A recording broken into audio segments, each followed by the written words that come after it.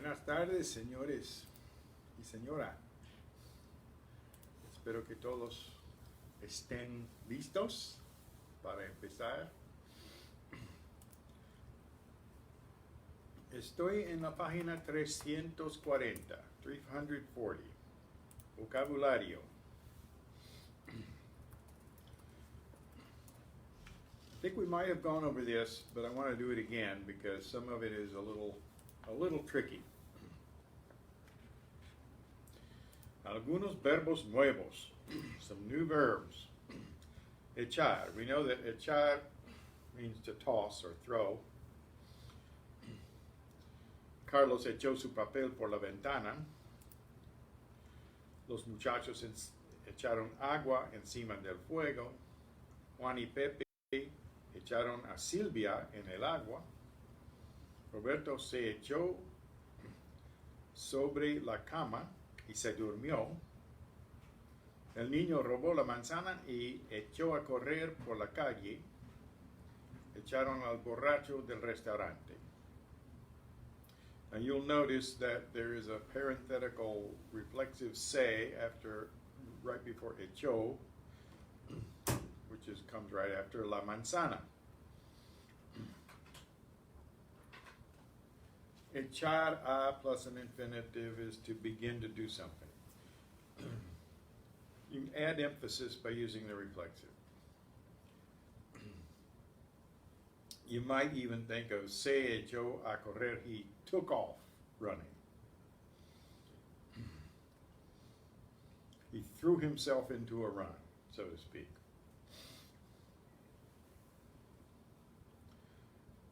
Soñar, meaning to dream, always uses the preposition con, not de. Pepito sueña con su novia todas las noches. Ramón sueña con el coche que va a comprar.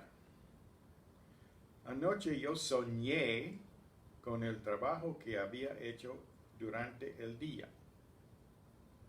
Muchos alumnos saben soñar despiertos. How true. Many students know how to dream while awake. Daydream, in other words, right? Alberto dice que nunca sueña. Rafael sueña en colores. I know we've gone over this, but I wanted to pick up again where we were. There's an error in number 5 on page 341. Enamorarse de.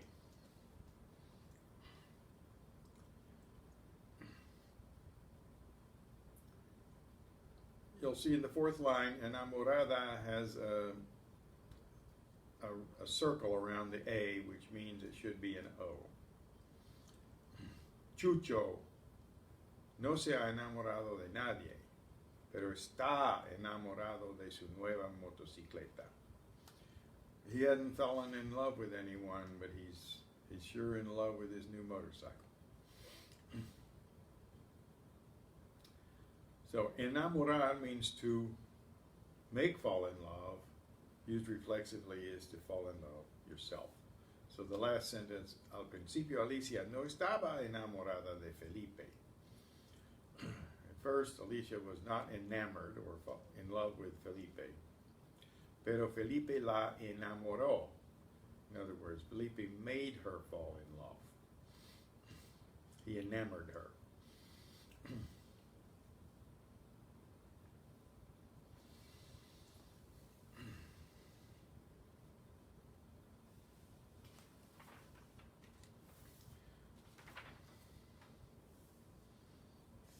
The theme here in the preguntas is the conditional tense. ¿Qué haría usted para apagar un incendio? What would you do?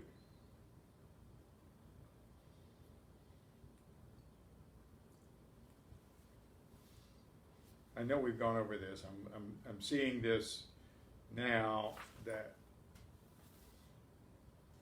Oh yes, grammatica. Let's do that one because it's one of those things where It's so common in Spanish, and it's quite foreign to most English.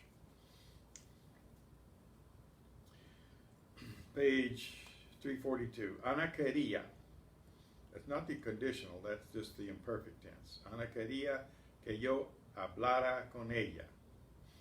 Hablara is the past subjunctive, sometimes referred to as the imperfect subjunctive. Ana quería que yo hablara con ella. Anna wanted me to talk with her. Literally, Anna wanted that I speak with her. That seems stilted in English because we just use infinitive phrases. But you got to get used to the way it's done in Spanish. Now, what we have here, you'll notice the pattern. In the principal clause, somebody is doing something. They're wanting, they're advising, they're doubting, they're insisting, they're requesting, they're wanting again something to happen. Something was or was not necessary, and so forth and so on. That's in the first clause. So what's projected into what goes on in the second clause is what the first clause is wanting to happen, so to speak. So, the second group, page 342, mi padre me aconsejó que estudiara.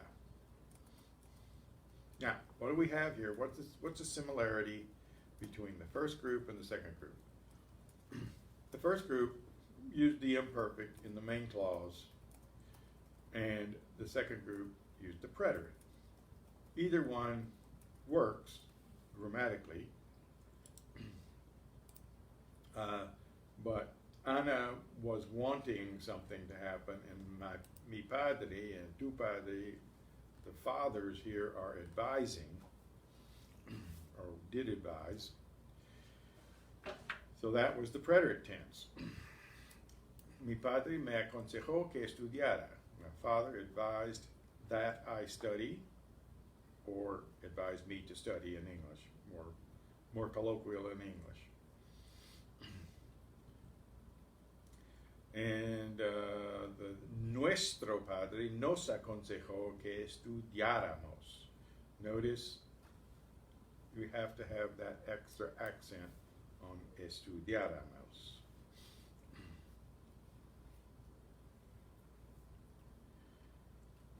Similarly, Pepe dudaba in the next group que nos acostáramos temprano.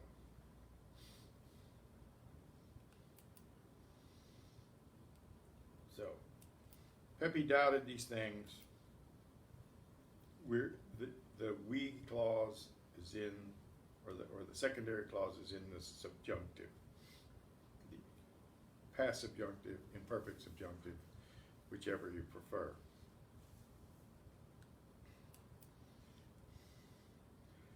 So those are AR verbs. ER and IR verbs, similar.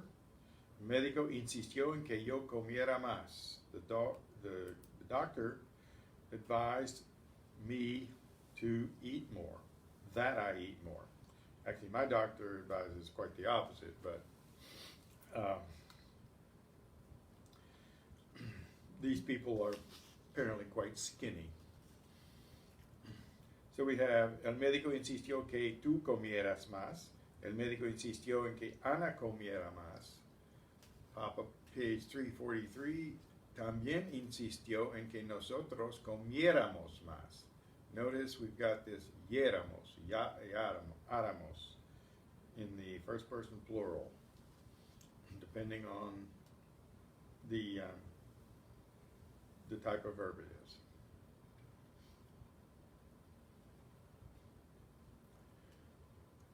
The next group, José me pidió que le escribiera. Joe asked me or requested me that I write him. He requested me to write him. either way in English. But in Spanish, it's a past tense and then the past subjunctive.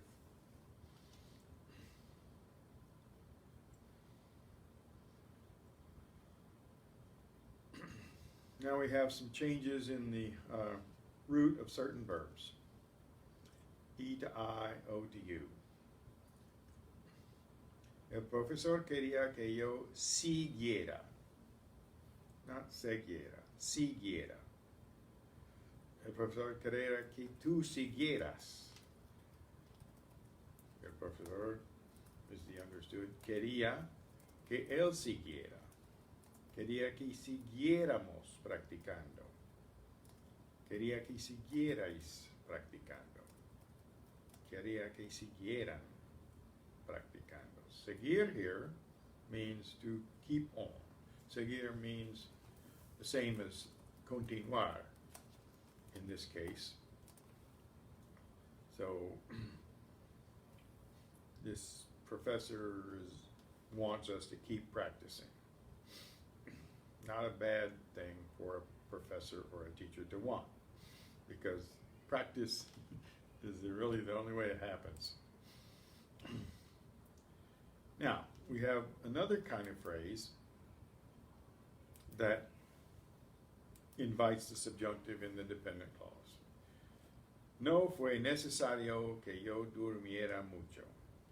It wasn't necessary for me to study much.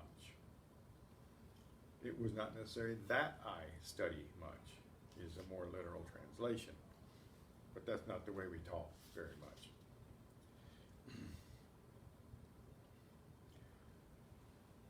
Then we have the durmiéramos. Again, that first person plural gets an extra accent because of the change in the stress related to the number of syllables. But it stays on the same syllable. It's just that the amos adds 2 syllables instead of 1. Now, certain verbs have their own special roots in the imperfect subjunctive, or the past subjunctive. And here they are. Dar, diera, dieras, diera, diera, diéramos, dierais, dieran.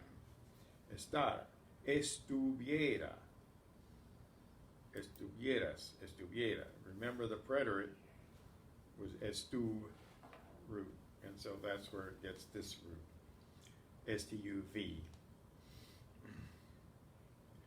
And andar, similarly, anduviera, anduvieras, anduviera, anduviéramos, anduvierais, anduvieran. Read them aloud to yourself in practice. Then we have certain verbs that are just different. Producir. If you go back and look at the preterite of producir, is produje, produjo, etc., etc. So they use that preterite root in this past subjunctive. And you'll see that that's where the roots come from for all of these verbs here in this group. Ser, ir, decir, traer. Remember we had traje, trajo, trajimos, etc. And dije, dijiste, dijo in the preterite of decir. Fui, fuiste, fue in the ser and ir. They're identical in the preterite. They're also identical in the past subjunctive, and so on. So, learning the forms is important. Recognizing them first is important. And then we have the verbs that have double vowels in their original form, the infinitive form, like leer, creer, oír. Those are 2 sequential vowels. So to separate them in this subjunctive form interpose a Y to separate the vowel sounds. Leyera, leyeras, leyera, leyéramos. Notice we want the stress on the same syllable, so with leyéramos, leyéramos, you have to have the accent. Leyerais, leyeran. Creer, to believe, creyera, creyeras, creyera, creyéramos, creyerais, creyeran. Oír, oyera, oyeras, oyera, oyéramos, oyerais, oyeran. You should be able to do it that way. Practice. Then we have special forms. Again, that derive from the preterite root. Poder, pudiera, pudieras, pudiera, pudiéramos, pudierais, pudieran. The original meaning of the verb is going to continue. Poder is to be able, so they wanted us to be able would be querían que pudiéramos hacer cualquier cosa, do whatever. Poner, pusiera, pusieras, pusiera, pusiéramos, pusierais, pusieran. Again, you should be able to run through these and pronounce them properly yourself out loud. Saber, again, we use the preterite root, S-U-P. Supiera, supiera, supiera, supiéramos, supierais, supieran. And the tener with the T-U-V, tuviera, tuvieras, tuviera, tuviéramos, tuvierais, tuvieran. Do your oral drills out loud.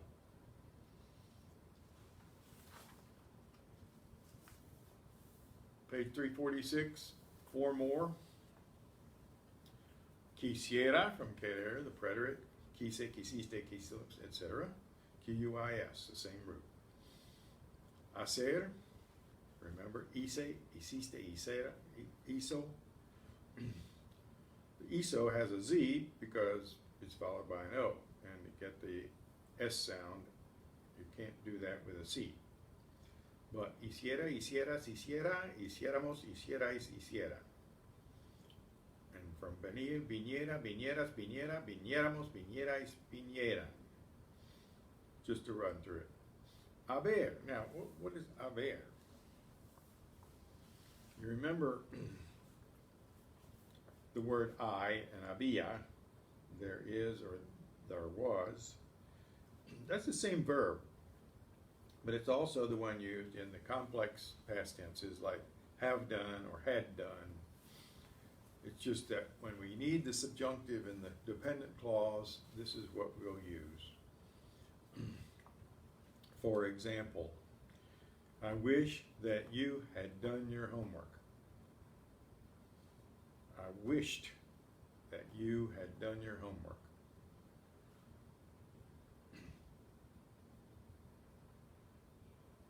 Yo deseaba que hicierais su taller, su workshop, tus asignaturas, your assignments. Yo quería que hubierais hecho su trabajo. I wished that you had done your work.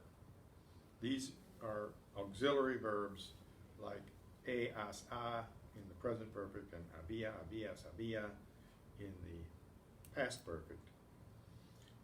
It's just that when we're using a subjunctive a secondary clause that requires a subjunctive, this is the verb that gets the subjunctive form.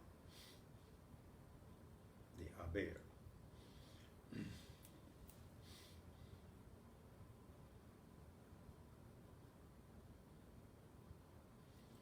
Now, phrases with if. Si. Si can mean if something's going on, something else can happen. Si if when it's contrary to fact, in other words, it's not true, then we use the imperfect subjunctive. Okay, present tense. Juan estudia. Cuando Juan estudia, toma café. Si Juan estudia, toma café. Okay. John studies. When he studies, he drinks coffee. If John is studying, he's drinking coffee. Now, Juan no estudia. No toma café tampoco. Si Pepe estudiara, tomaría café. If Pepe were to study, he would drink coffee. That if clause is contrary to fact. Pepe no estudia. Si Pepe estudiara, if he were to study. Okay.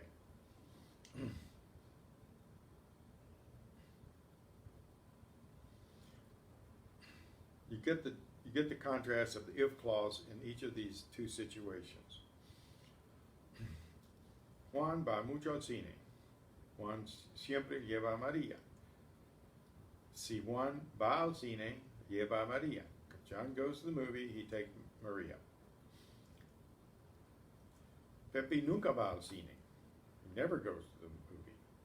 Nunca lleva a nadie. No, he never takes anybody.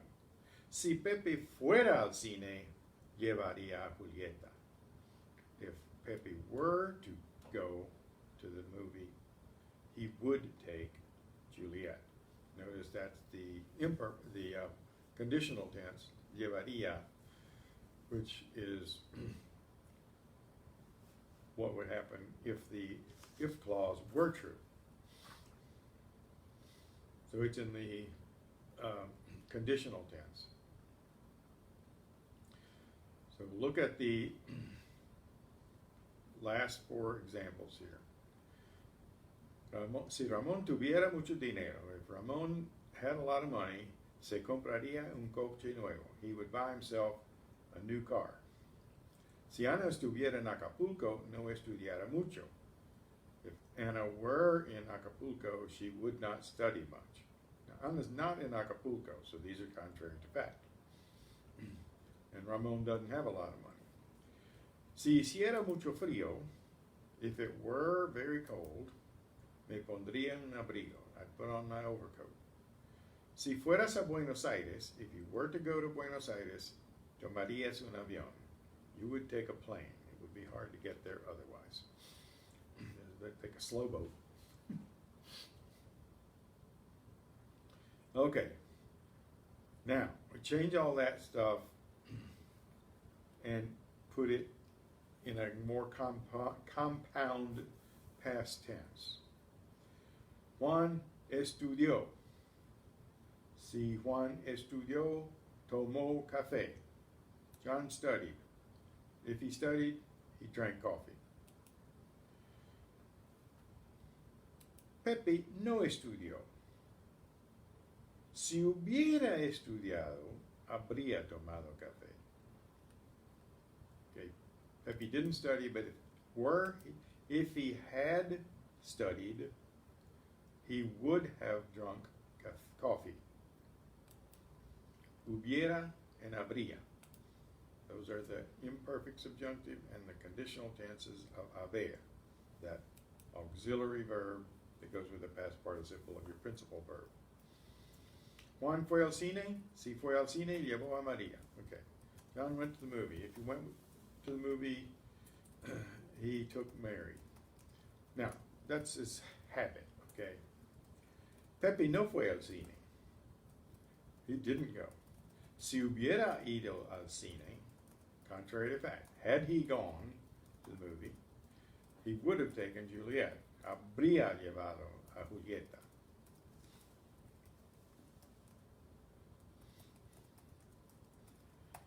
El año pasado, si Ramón hubiera tenido mucho dinero, last year, had Ramón had much money, se habría comprado un coche nuevo. He would have bought himself a new car. But that was contrary to fact because he didn't have the money. So he didn't buy the car. La semana pasada, si Ana hubiera estado en Acapulco, okay, last week, if Anna had been in Acapulco, if she had been, but she hadn't been. No habría estudiado mucho. She would not have studied much. Well, we don't know whether she studied or not because it's all contrary to fact in the first clause. So it's hypothetical that she would not have studied much had she been in Acapulco. A reasonable hypothesis. Ayer, si hubiera hecho mucho frío, me habría puesto un abrigo. Yesterday, if it had been very cold, I would have put on a coat.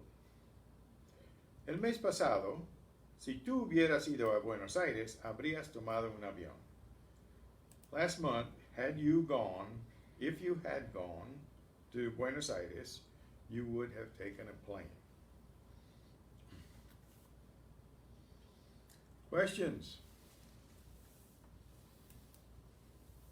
Ask now.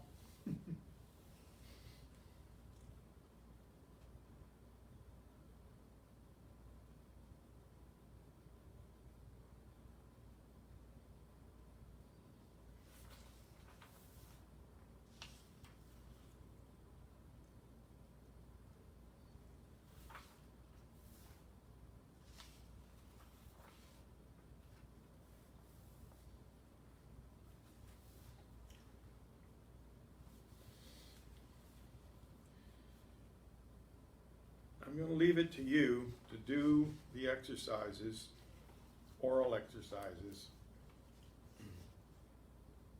by reading through pages 347 through 352. And then when we get back together, either online or in person, I'm going to give you some possible first sentences, and then you can transform them into the second sentence.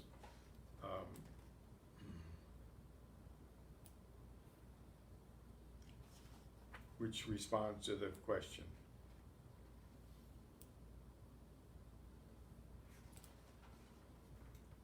And what I think you should do is write out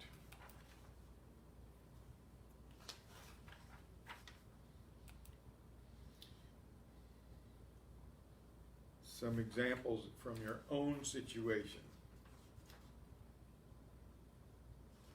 using the patterns in A, B, C, D, and E, and F. Write one of your own creations, the question and then the answer for each of the A through F. So that's 6 questions and answers that you write out using the patterns illustrated in each of these sections. In other words, the first one is present tense,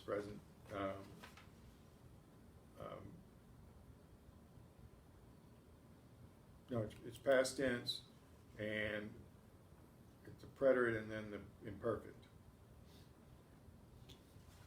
And B is the preterite and imperfect.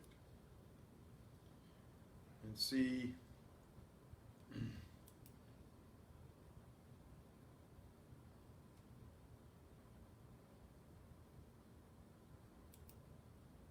it's past tense and past subjunctive. In D, you convert the sentence or the question into an if clause, contrary to fact, and then explain what would have as resulted had that been true. And then in E, you'll see the same thing except with the compound tenses.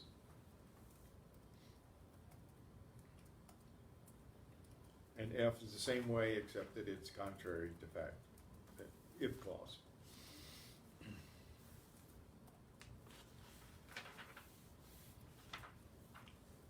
I'm going to leave it to you to work through that yourselves. And if there's something you don't understand, make a note, write a question, because we need to clear this up. It seems complicated at first. It seems very complicated at first, but the pattern will gel as you get used to it. So that's why they have so many different repeated exercises.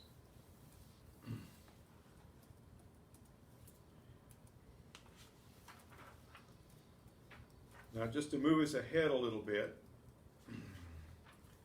I'm going to read the poem to you on 353 and 354.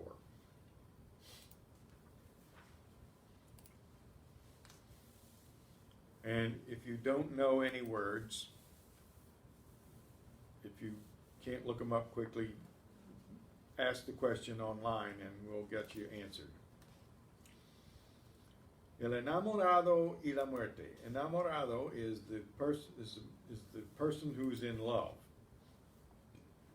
The lover and death, you might say.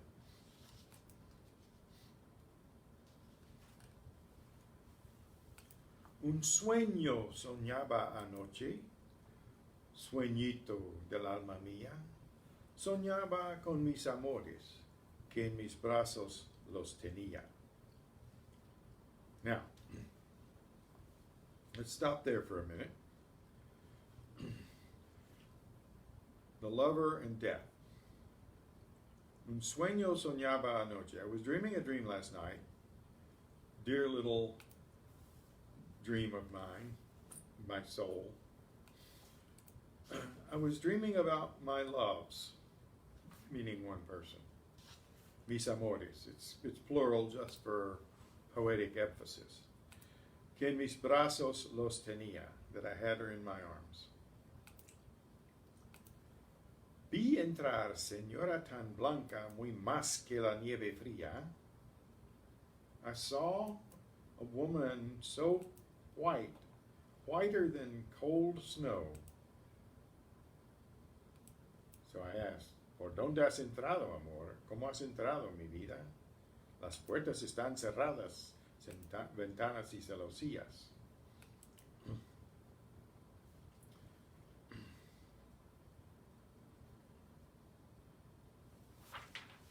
We've done this poem. I know we've done this poem.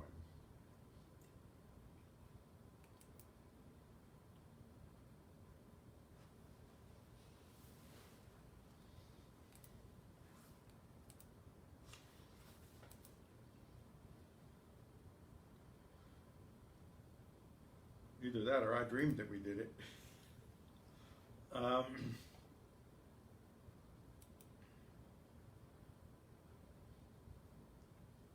Yes, we have done the poem. So what I want you to do is go back through it, read it yourself again, and pose questions that you don't quite understand. Where poetry is not exactly like prose, of course, and so you have to reread it to understand it. You have to reread it because the words are in a different order than prose usually.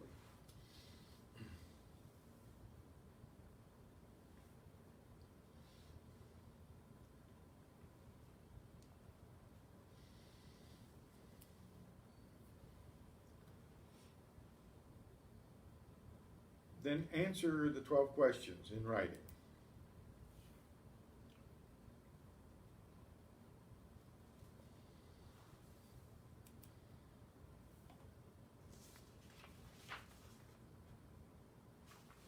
For example, question 1. ¿Qué soñaba el joven? Look back, first line. Un sueño soñaba anoche. So, the answer is, el joven soñaba un sueño. I mean, that sounds repetitively redundant. He was dreaming a dream. But what the challenge is to put it in Spanish and use the right tense and the right verbiage. ¿Con quién soñaba? Soñaba con mis amores. So, the question is,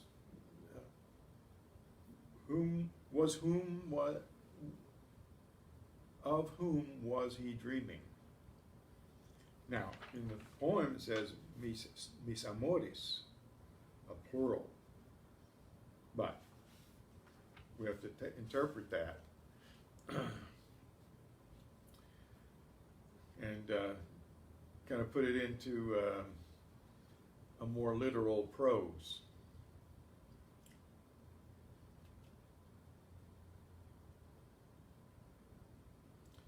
So number 4, ¿por dónde había entrado la señora?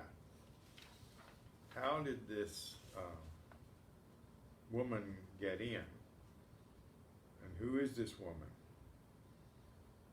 Señora tan blanca, line 5.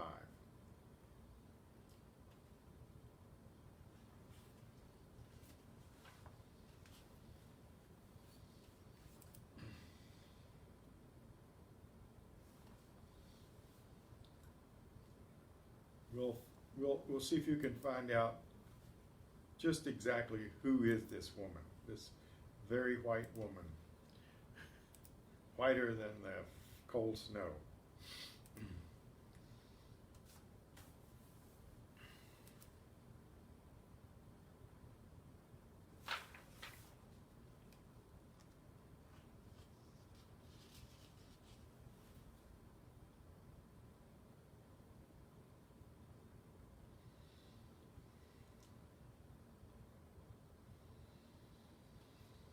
Review the vocabulary on pages 356 and 350,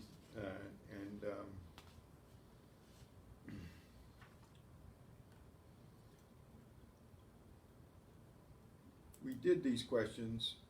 I know we did these questions. I'm sorry that I had an outdated page marker here, but it won't hurt to go over these things again because they're not easy. The subjunctive takes a lot of experience with it, so you have to do the exercise. You have to understand them on the first level.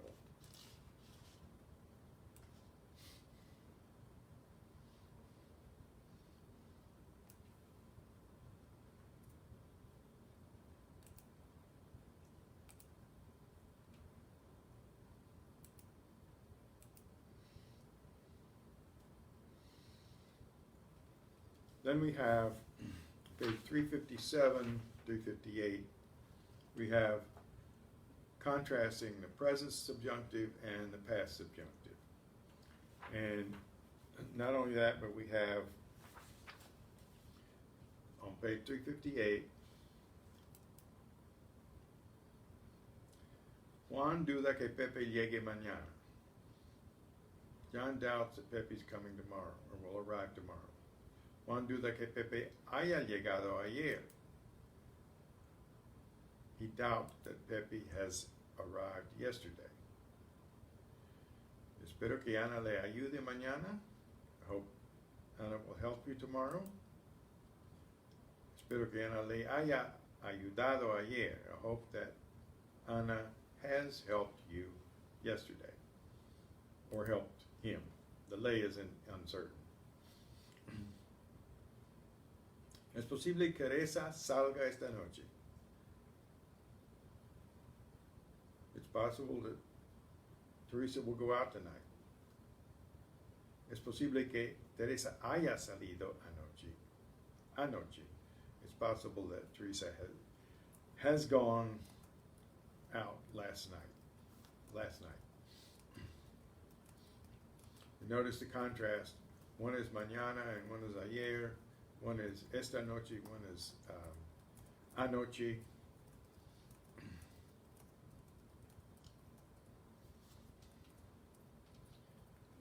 So if you can get to the middle of page 358 and come up with your questions, we need to address your questions.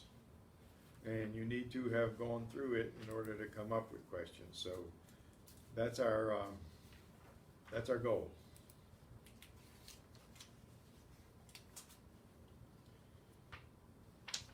And then what I can do is I can give you some English sentences to put into Spanish using all of this this new grammar.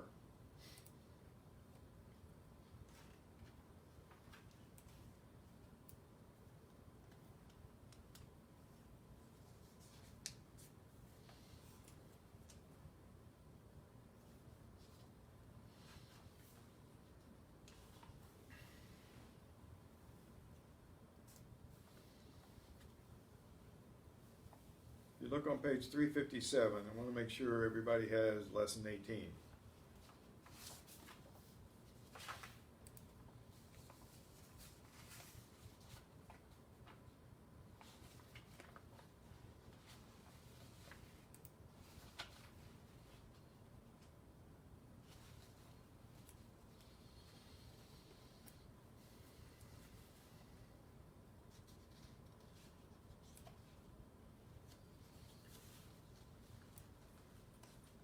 Please signal if you do not have lesson 18.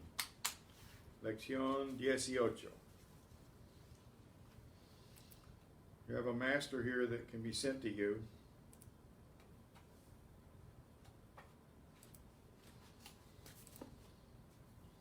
Been so long since we. Nobody said anything. Nobody saying anything? Okay, if you need lesson 18, make sure you make that known now. So we can send it. Hmm? So we can send it to you. Yeah, that way we can send it, and you will have it.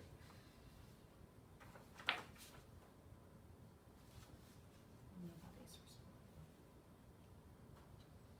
Okay. So we will assume that you have it. Go deeper into more subjunctive uses.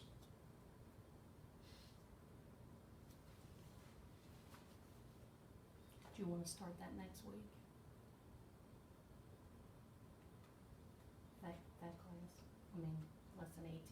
Right, we'll go into lesson 18 next week. Mm-hmm. So they'll send us a link, because a lot of people look at your thing not live, but afterwards when they have a chance, because it's archived on the Facebook. Mm-hmm. So they might be able to send that link in after. They'll send in a comment, and then we can send them if they don't have it. Okay. Okay. Make sure you let us know if you don't have the lesson 18. And we'll get it to you. Done with lesson.